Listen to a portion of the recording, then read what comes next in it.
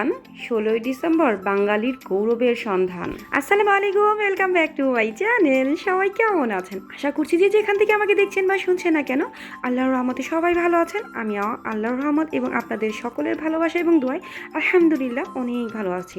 চলে আসলাম পরশুদিন রাত্রের বেলা। তো হঠাৎ করে দেখি আমার হাজব্যান্ডের যে অ্যান্টিবায়োটিক নিচ্ছে, সেই অ্যান্টিবায়োটিকের সাইড এফেক্ট হয়ে সে কতগুলো চাল ভিজিয়ে রেখেছিল, তারপর সেগুলো ব্লেন্ড করে নিচ্ছে। আমি তো রীতিমতো অবাক হয়ে গেছি যে শেষমেশ কি আমাকে পাবনায় কোনো সিট বুক করতে হবে কি না। তো পরে তো বুঝতেই পারলাম যে সে আসলে পিঠা বানাবে। তো আমার জামাইটা এত লক্ষ্মী যে নিজেই সব কিছু করেছে, থালা বাসনগুলো নিজেই ধুয়েছে।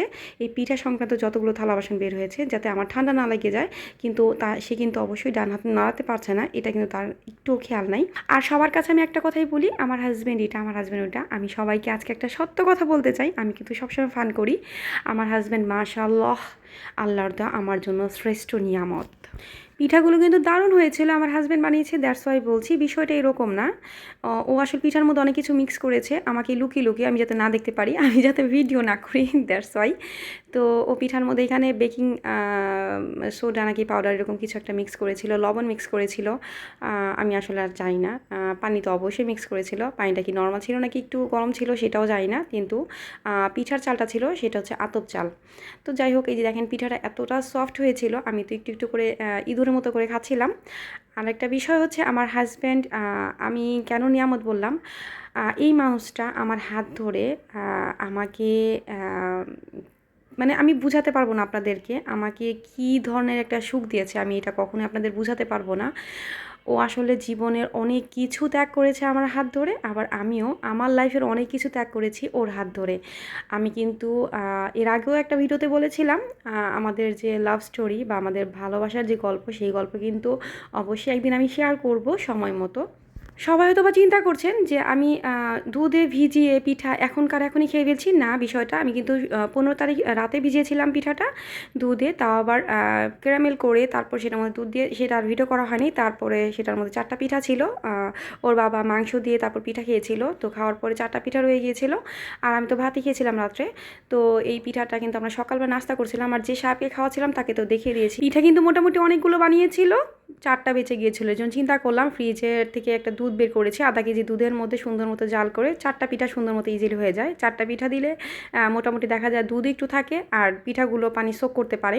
আর যদি এর চাইতে বেশি পিঠা দিই আধা কেজি দুধের মধ্যে, তাহলে দেখা যায় যে একদম শুকনো শুকনো হয়ে যায়। তো 4টাই রয়ে গিয়েছিলো, 4টাই দিয়ে দিয়েছিলাম, আর ছেলেকে খাইয়ে নিয়েছি। ছেলে তো 8টা বাজে চলে এসেছিলো, তো ওকে নাস্তা খাইয়ে ওকে বিদায় দেওয়ার পরে আমরা কিন্তু নাস্তা খেয়ে নিয়েছিলাম। তারপরে একটু যখন সূর্যি মামা একটু ভালো করে আমাদের দিকে উঁকি মারছিল, তখনই কিন্তু আমি থালা বাসনে হাত দিয়েছি। আমি আরেকটা কথা বলে রাখি, আমি কিন্তু সন্ধ্যার পর যতটুকু পারি পানির কাজ কম করি, যার কারণে এখন পর্যন্ত আমার কোনো ঠান্ডা লাগেনি আলহামদুলিল্লাহ। আর এমনিতেও তো আমি বলেছি বছরে একবার আমি অসুস্থ হই, তাও হয়তো বা জ্বর না, জ্বর হয়তো বা 1 দিন কি 2 দিন থাকে, বা যদি পেট খারাপও হয় 1 দিন কি 2 দিন। আমি কিন্তু আলহামদুলিল্লাহ আল্লাহ তোর বিশেষ নিয়ামত, আমি কিন্তু অসুস্থ হই না। আমার সেই শিরাপু জিজ্ঞেস করেছিলেন যে কারা কারা এরকম নাকের সমস্যা, পানির সমস্যা, ঠান্ডার সমস্যা আছে। আমার কিন্তু এরকম কোনো প্রবলেম হয় না ময়না পাখি, কিন্তু একটাই কথা, সেটা হচ্ছে ধুলা বাবা আমার নাকে ভীষণভাবে সুড়সুড়ি দেয়, যার কারণে আমার অটোমেটিক নাক দিয়ে পানি পড়া শুরু হয়ে যায়। ধুলাতে কিন্তু আমার প্রচুর অ্যালার্জি। তো এই যে আমি থালা বাসনগুলো ধুয়ে নিয়েছিলাম, যখনই সূর্যি মামা থাকে তখনই কিন্তু আমি পানির কাজগুলো করে নিই। আর আজকে হচ্ছে একটু গুঁড়া মাছ দিয়ে বেগুন দিয়ে আলু দিয়ে চচ্চড়ি করব, যেটা কি এরকম আমার খুবই পছন্দ। আর আমি আমার মতো করে রান্না করবো, মানে টকটক করে। আর ওর বাবা এখানে অনেকগুলো মুরগি এনেছিল, সেগুলো কিন্তু কেটে নিয়েছি, কাটার সময় দেখাতে পারিনি। কিন্তু ধোয়ার সময় একটা অ্যাক্সিডেন্ট আমার সঙ্গে ঘটে যায়, সেটা হচ্ছে ধোয়ার সময় যে কড়াইটা নিয়েছিলাম, এই কড়াইয়ের যত পানি মানে মানে ব্লাডের পানি আমার কিন্তু বুকে পড়ে গিয়েছিল, আমার কিন্তু জামা ভিজে গিয়েছিল, সেটা আমি দেখাইনি। তো এই ভিজা ড্রেস নিয়ে অনেকক্ষণ কাজ করার পর যখন দেখছিলাম যে বুকে ঠান্ডা লেগে যাবে, তখন কিন্তু ড্রেসটা চেঞ্জ করে নিয়েছি। তো যাই হোক, আমি আজকে যেহেতু 16ই ডিসেম্বর, তো আমার অনেক ভাই এবং বোনেরা কিন্তু এই দিনে অনেক কষ্টের ফলে কিন্তু এই দিনে স্বাধীনতা মানে যুদ্ধর পরে বিজয়টা উল্লাস করতে পেরেছিল। আচ্ছা, এখানে আমরা সবাই বলি যে অনেক ভাই রক্তে রাঙানো, কেন রে ভাই? অনেক বোনও তো মারা গিয়েছে, যেগুলো আমাদের চোখের অগোচরে রয়ে গিয়েছে। আমাদের অনেক বোন তাদের জীবন, তাদের সম্মান অনেক কিছু হারিয়েছিল এই বিজয় দিবসে। কেন আমরা বুঝি না যে এই বিজয় দিবসটা শুধু একটা ভাইয়ের জন্য না, একটা বোনের জন্য। মোটামুটি হচ্ছে এটা মূল কথা, এটা হচ্ছে একটা বাঙালির জন্য একটা আনন্দ এবং একটা উল্লাস। মুক্তিযুদ্ধের সময় কিন্তু শুধু যে ভাইয়েরা যুদ্ধ করেছিল বিষয়টা এরকম না, সেই ভাইদের যে রান্নাবান্না করে খাইছিল সেই যে ভাইয়াদেরকে যে হেল্প করছিল সেগুলো কিন্তু আমাদের বোনেরাই। আবার অনেক বোন আছে তাদের অনেক সম্মান অনেক ইজ্জত দিয়েও কিন্তু এই যুদ্ধে জয়ী হতে পেরেছিল, যেগুলো আমরা হয়তো অনেকেই জানি না। আমাদের অনেক বোনের অনেক ত্যাগের ফলও কিন্তু আমাদের এই যুদ্ধের যে বিজয় সেটাও। তো যাই হোক, আর আমি যুদ্ধ করি না বিষয়টা আমি মানতে পারছিলাম না, ঠিক আছে, যে আমি 71 আমি ছিলাম না, আমি যুদ্ধ করতে পারিনি, তো যার কারণে আমার দুঃখ উঠেছে আজকে। তো আমি চিন্তা করছি আমিও যুদ্ধ করব। তো সেটা যদি দেশের যুদ্ধ না হয়ে থাকে, সেটা যদি মুক্তিযুদ্ধ না হয়ে থাকে, তো কি হয়েছে, সেটা হচ্ছে গৃহযুদ্ধ। তো গৃহযুদ্ধের মধ্যে আমার গৃহের মধ্যে যেহেতু আমি সবসময় বাসায় থাকি, বাসা থাকা পছন্দ করি, তো বাসার মধ্যে আমার যত ধরনের শত্রু আছে আমি চাইছিলাম তাদের সঙ্গে আজকে যুদ্ধ করব। তো আজকে যুদ্ধের ফেজটা আপনারা সবাই দেখতে পারবেন যে আমি কী রকম যুদ্ধ করেছি এবং আমি কী কী যন্ত্র ইউজ করেছি এই যুদ্ধের মধ্যে। আমিও কিন্তু মনে প্রাণে আজকে পাকিস্তানি হানাদার বাহিনীদের কথা চিন্তা করেই কিন্তু এই মাছের সঙ্গে যত সব অত্যাচার করেছি, বেগুন বালুর সঙ্গে যাই বলে না কেন। আর আমি কিন্তু আজকের এই মাছের চচ্চড়িটা করব, যেহেতু টমেটো নাই, কিন্তু আমার খুব ইচ্ছে করছিল যে আমি আমার মতো করে খাবো, আমার মতো মানে টক টক হবে। তো সেটার কারণে কিন্তু আমি একটু জলপাইও কেটে দিয়ে দিয়েছিলাম, কিন্তু দেওয়ার যে ভিডিওটা সেটা কিন্তু আমার মোবাইল থেকে আল্লাহ উঠিয়ে নিয়েছে, সেই ভিডিওটা আমি আর পাই নাই। তো কুটার যে ভিডিওটা সেটা কিন্তু আমি পেয়ে গিয়েছিলাম, তো আমি সেটাই দিয়ে দিয়েছিলাম। আর এখন যেটা রান্না করব সেটা হচ্ছে মুরগির মাংস আলু দিয়ে ভুনা করবো। এটা কিন্তু আমরা সবাই মোটামুটি পারি। তারপর আমি এখানে বলে দিচ্ছি, আমি কিন্তু আজকে পাটায় বেটে মশলা রান্না করব। এটা হচ্ছে আদা রসুনটা বাটায় বেটে নেব, এতে করে কিন্তু স্বাদটা অনেক বেশি ভালো লাগে। আর আমি আর যতটুকু লাগতো আমি ঠিক ততটুকুই পাটায় বেটে নিয়েছি। আমার কাছে কেন যেন ফ্রিজে রাখার চাইতে পাটায় বেটে যে ইনস্ট্যান্ট যে রান্না সেটা কিন্তু অনেক ভালো লাগে।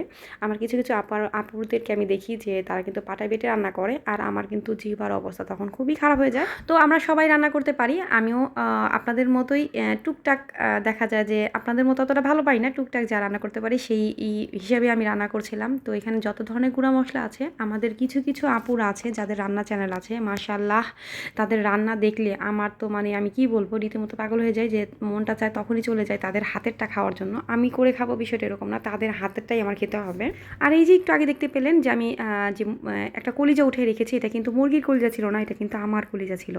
আমি যেহেতু রান্নাটা আমার হাজব্যান্ডের জন্য করছি, বাচ্চাদের জন্য করছি, তো আমার হাড়টা তো আমার হাড়ের মধ্যে তো আমার জামাইয়ের নাম লেখা, তো আমার হাড়টা কিন্তু বের হয়ে চলে এসেছিলো, যে আমি যাতে আমার হাজব্যান্ডকে খাওয়াতে পারি। তো আমি কিন্তু কলিজাটা উঠিয়ে রেখে দিয়েছি, যে পরে বাবা তোমাকে এখন দেওয়া যাবে না, তুমি এখন যেও না, তোমাকে পানি দেওয়ার পরে তারপরে দেবো কষানোর সময়। তো যাই হোক, আমার কলিজাটা কিন্তু আমি পরে আবার বের করে আবার দিয়েছিলাম, প্রথমে উঠিয়ে রেখেছি, পরে কিন্তু আবার দিয়েছিলাম। আর এই যে আমি মাছের চচ্চড়িটা করে নিয়েছি, এটা কিন্তু এরকম হবে যে পাতিলাটা পাকা করলেও পড়ে যাবে না, পাতিলার সঙ্গেই লেগে থাকবে। এই তো রান্নার পরে বাটিতে উঠালাম, তার বাবাকে খেতে দিব। আর তার আগে আমি একটা কথা বলিনি, এটা হচ্ছে এই যে আলুর নিচে যে কলিজা দেখছেন, সেটা কিন্তু আমার কলিজাটাই ছিল। মাশাআল্লাহ, আমার কলিজাটা কিন্তু অনেক বড়, ঠিক আছে, কারণ আমার কলিজার ভাই বোনেরা আমাকে এত ভালোবাসতে বাসতে আমার কলিজাটা বড়ই করে ফেলেছে। আমার এখন কলিজাটা মাশাআল্লাহ অনেক বড় হয়ে গেছে। আর এই যে মাছের চচ্চড়িটা অনেক স্বাদ হয়েছিল। এটা কিন্তু জলপাই দিয়ে আজকে প্রথম আমি রান্না করেছিলাম। আমার আপুদের কাছ থেকে কোনো একটা আপুর ভিডিওতে আমি দেখেছিলাম যে জলপাই দিয়ে চচ্চড়ি করলে স্বাদ লাগে। তো টমেটো যেহেতু নাই, তো জলপাই দিয়েই টকটা করে ফেলি। আর এই যে আমি এখন যে কাজগুলো করব সেটা হচ্ছে এই যে যুদ্ধ নেমেছি, অবশ্য সকাল থেকে যুদ্ধ করছি, আপনারা তো দেখতেই পারছেন। থালা বাসন আজকে আমি যে কাজ করব সেটা একটা ছোট্টখাটো একটা লিস্ট দিয়ে নিই। থালা বাসন ধোয়া, রান্না বান্না করা, কাটাকুটা করা, তো মানে মোটমাট রান্না করে যে কাজগুলো থাকে। আর এখানে কিন্তু আমি অনেক কাজ কিন্তু অফ ক্যামেরাতে করে নিচ্ছি, সেটা হচ্ছে উপরে যে ঝুলগুলো পরিষ্কার করেছি, এসিটা পরিষ্কার করেছি, সেগুলো কিন্তু আর দেখানো হয় নাই, যেহেতু আমি ক্যামেরার সামনে আসতে পারবো না। যেটুকু কাজ আমি ক্যামেরার পিছন থেকে করতে পারি সেগুলো কিন্তু ট্রাই করে আপনাদেরকে দেখানোর জন্য। আর ঝুলগুলো কিন্তু অনেকগুলো বের হয়েছিল ঘর থেকে, আনাচে কোনাচে অনেকগুলো ঝুল বের হয়েছিল। তো আজকে আমি চিন্তা করেছি 16 ডিসেম্বর মানুষ ঘুরতে যায়, আর আমি সবসময় না, মানুষ ডানে গেলে আমি সবসময় বামে যাই, ছোটোবেলা থেকে আমি এরকম। আমার সবসময় একটা জিনিস থাকে যে মাথার মধ্যে একটা কাজ করে, একটা আইডিয়া, সেটা হচ্ছে যে কখনোই মানুষ যেখানে যায় সেখানে কখনোই যাব না। হোক আমার আইডিয়াটা একটু ছোট, হোক আমার আইডিয়াটা একটু অল্প, যেটাই হোক না কেন, কিন্তু যে সাইডটা মানুষ অবলম্বন করে, যে ওয়েটা, আমি কিন্তু সে ওয়েতে যাই না। আমার 16 ডিসেম্বর বা যে কোনো মানে ঐতিহাসিক যে কোনো দিন বলেন বা কোনো একটা অকেশনারি ডে যেটাই বলে না কেন, সেই সময়গুলোতে আমার ঘুরতে মোটেও ভালো লাগে না, কারণ এই সময় ঘুরে আসলে মজা পাওয়া যায় না। আমার ঘুরতে ভালো লাগে যে সময়টা একদম নীরব থাকে, যে সময় মানুষগুলো বের হয় না, তখন আমি বের হই ঘুরতে। আর এমনিতে আমি ঘুরতে একটু কমই বের হই। আর 16 ডিসেম্বর বলে কথা, তো ওর বাবা বলছিল চলো ঘুরতে যাই, তো আমি বললাম যে না, আজকে আমি গৃহযুদ্ধ করবো, মানে আমি মুক্তিযুদ্ধ করবো, আমিও বুঝিয়ে দেবো যে 71 যদি আমি জীবিত থাকতাম তাহলে আমিও যুদ্ধে অবশ্যই অংশগ্রহণ করতাম। তো আমি তো সেই যুদ্ধে অংশগ্রহণ করতে পারিনি, কিন্তু আমি তো গৃহযুদ্ধে অংশগ্রহণ করতে পারি। তো আমি সেটার জন্যই আজকে রীতিমতো কাজে নেমে গিয়েছি। আর এই যে আপনারা যখনই দেখবেন আপনার হাজব্যান্ড কোনো একটা ফার্নিচার নিয়ে এসেছে এবং সেটার অনেক ডিজাইন, ঠিক আছে, হোক ফুলের ডিজাইন বা যেটার ডিজাইন, তাহলে আপনি বুঝে নেবেন আপনার হাজব্যান্ড আপনাকে মোটেও ভালোবাসে না, ঠিক আছে। একটা জামাই কখন ডিজাইনার ফার্নিচার নিয়ে আসে জানেন? যখন চায় যে তার বউকে পানিশ করতে, ঠিক আছে, পানিশমেন্ট দিতে চায়, শাস্তি দিতে চায়, তখনই কিন্তু এরকম ঝামেলার ফার্নিচারগুলো নিয়ে আসে। কেন রে ভাই, ডিজাইনগুলো কিন্তু একটু একদম নর্মাল বা ছিমছামের মধ্যে আনতে পারতো, সে কেন এরকম ডিজাইন নিয়ে আসলে আমি বুঝলাম না। তো যাই হোক, নিয়ে যেহেতু এসে পড়েছে, আমি কেন এই কথাটা বললাম, যখন দেখবেন আপনার হাজব্যান্ড বেশি বেশি গুঁড়া মাছ এবং ডিজাইনওয়ালা ফার্নিচার নিয়ে আসছে, তার মানে সে আপনাকে শিক্ষা দিতে চাচ্ছে, ঠিক আছে। একটা গল্প বলি। একটা আঙ্কেল এবং দুইটা আঙ্কেল কথা বলছিল যে তোমার ওয়াইফ তোমার সঙ্গে এত চিল্লাপাল্লা করে, তুমি তাকে কীভাবে পানিশ করো বা কীভাবে শাস্তি দাও। তো সে বলছে যে আমি কোনোভাবেই তাকে শাস্তি দিই না, আমি জাস্ট বেশি করে গুঁড়া মাছ এনে তাকে দিয়ে দিই। তো বুঝতেই পারছেন গুঁড়া মাছ আনলে একটা গৃহিণীর কী অবস্থা হতে পারে। তো এটা হচ্ছে এক ধরনের চালাকি, ঠিক আছে। আমাকে কিন্তু প্রত্যেক দিন ফার্নিচার পরিষ্কার করার অভ্যাসটা নাই, আমি কিন্তু একদিন পরপর করি, বা দেখা যায় মাঝে মাঝে 2 দিন পরপর করি। তো এই যে দেখেন, আমি যখন থেকে ফার্নিচারকে ব্রাশ করানো শুরু করেছি, মানে মানুষ মেকআপ করে ব্রাশ দিয়ে, আর আমি ওদেরকে মেকআপ উঠাই ব্রাশ দিয়ে। এই যে সাদা সাদা মেকআপগুলো দেখতে পাচ্ছেন, আপনারা ঠিকমতো দেখলে কিন্তু বুঝতে পারবেন কি পরিমাণ হোয়াইট কালার মেকআপ চলে এসেছে এটার মধ্যে। এইগুলো কিন্তু ধুলা না, এগুলো হচ্ছে আমরা যে পাউডার ইউজ করি সেই পাউডারগুলো, ঠিক আছে। সে নিজেই সেজে গুজে বসে আছে, আমার তার মেকআপগুলো টেনে টেনে উঠাতে হচ্ছে। আচ্ছা, আমি যখন থেকে খেয়াল করছি, যখন থেকে আমি একটা সময় খুব সাজতাম, যখন থেকে আমি এই ফার্নিচারগুলোকে ব্রাশ করানো শুরু করলাম, তখন থেকে কিন্তু আমি সাজগোজ ছেড়ে দিয়েছি। আমার জীবনের সাজ বলতে আর কিছুই নেই, ঠিক আছে। কারণ যে পরিমাণ ব্রাশ ওদেরকে মারি, এই পরিমাণ ব্রাশ আর নিজের গালে বা কোথাও মারার কোনো ইচ্ছা আমার নাই। এই ধুলা বাবাকে কোন চ্যানেল থেকে অপমান করা হয় না আমাকে একটু বলবেন? কোন চ্যানেল আছে যে চ্যানেলের মধ্যে এই ধুলাগুলোকে সুন্দর মতো আদর করে আপ্যায়ন করে বাসায় রাখা হচ্ছে? প্রত্যেকটা চ্যানেল থেকেই তো এদেরকে অপমান করা হয়। তারপরও কেন এটা বুঝে না যে এদের আমাদের দরকার নাই। মানুষের দেখবেন হয়তো বা চেহারা সুন্দর আর নয়তো কাজ সুন্দর, কিছু তো একটা সুন্দর থাকে। আমার তো এই ধুলা বাবার কিছুই সুন্দর লাগে না, না ফেস আর না এদের কাজকর্ম। আর এই তো আমি এই ঝুড়িতে আমার মেয়ের জন্য খেলনা রাখি, কিন্তু এই ঝুড়িতে তো কোনোদিনও খেলনা থাকে না, উপরে কাঁথা বালিশ রাখি, যেহেতু কাঁথা বালিশ ও ভর্তা বানিয়ে ফেলে। তো যাই হোক, আর এই যে কাঠের উপরে যে আয়না থাকতে পারে সেটা কিন্তু আমি জানতাম না। এটা যেহেতু লেকার কালার করা, সম্পূর্ণই আমাকে দেখা যাচ্ছিল। তো যাই হোক, এই যে টোটাল মেকআপ উঠানোর পর যে সুন্দর লাগে, মানুষের ক্ষেত্রে কিন্তু এটা সম্পূর্ণই ভিন্ন। মানুষকে কিন্তু মেকআপ করলে খুবই সুন্দর লাগে, কিন্তু ফার্নিচারের উপর মেকআপ থাকলে কিন্তু মোটেও ভালো লাগে না। আর এই যে যত কুতাকুতি করতেছি, আমার হাজবেন্ড কিন্তু মনে হয় বসে বসে ভীষণ মজা নিচ্ছে যে আমার বউটারে তো আমি সুন্দর মতো কাজের লোক বানিয়ে ফেললাম। তো এই ধুলা যখন আমি বের করছিলাম, আপনারা হয়তো বা মনে করতে পারেন ধুলাগুলো হয়তো বা নিচে পড়ে গেছে বা কোথাও পড়ে গেছে, বিষয়টা এরকম না। ধুলাগুলো সুন্দর মতো আমার নাকে স্থান করে নিচ্ছিল এবং রীতিমতো আমাকে সেখান যে কুতাকুতি শুরু করে দিয়েছিল, এবং আমি হাঁচি দিতে দিতে অবস্থা খারাপ। কারণ কি জানেন? কারণ আমার ধুলাতে অ্যালার্জি আছে, এই ব্যাপারটা কিন্তু ধুলা জানে। তো আমি ওদের সঙ্গে যুদ্ধ করছি, তারা কি আমাকে ছেড়ে দিবে? তারাও তাদের ওয়ে অবশ্যই অবলম্বন করছে। আর এই তো শোকেস এখন পরিষ্কার করতে আসলাম। তো ওপরের সাইডটুকু তো পরিষ্কার করতেই পারবো না, পুরোটাই আয়না দেওয়া। তো নিচের সাইডটুকু যতটুকু পরিষ্কার করছিলাম ততটুকুই দেখাচ্ছি, আর উপর সাইডটুকু পরিষ্কার করে ঝুল পরিষ্কার করে আমার এসি পরিষ্কার করার পর কিন্তু আমার প্রায় 1.5 ঘন্টার মতো সময় লেগে গিয়েছিল। অবশ্য আমি কিন্তু সকাল সকালে উঠি, এই জন্য সকাল সকাল কাজ করি, কিন্তু আজকের কাজটা আমার একটু লেট হয়ে গিয়েছিল, যেহেতু অনেক কাজ করেছি। সব কাজ করার পর যখন দেখলাম হাজব্যান্ড একটু কাজে বাইরে গেছে, তখন কিন্তু আমি একটু বসে থাকি নাই। তখন এই যে যেখানে দেখলেন যে এই জায়গাটার মধ্যে দাঁড়িয়ে আমি সুন্দর মতো উঠে আমি জানলাটা সুন্দর মতো গরম পানি এবং গুঁড়া সাবান দিয়ে ক্লিন করে নিয়েছি। আর এই যে যতক্ষণ দেখলেন যে আমি এই ক্লিন করেছি, আমার কিন্তু হাতের 12টা বেজে গিয়েছিল। হাতের উপরের চামড়া কিন্তু ছুলে ছুলে অবস্থা খারাপ, কারণ জানালা ক্লিন করাটা আমার জন্য মনে হয় দুনিয়ার সবচেয়ে বড় কষ্টের কাজ একটা গৃহিণীর জন্য। আর আমি এত কাজ করছিলাম, আমার এই চুলার যন্ত্রপাতিগুলো তো দেখে রীতিমতো মাথা ঘুরিয়ে পড়ে গেছে। তো আমি তাদেরকে উল্টা করে ফেলে রেখেছি যে তোমরা এখন পড়ে থাকো, তোমাদের ঘোরানোর কোনো দরকার নেই আমার।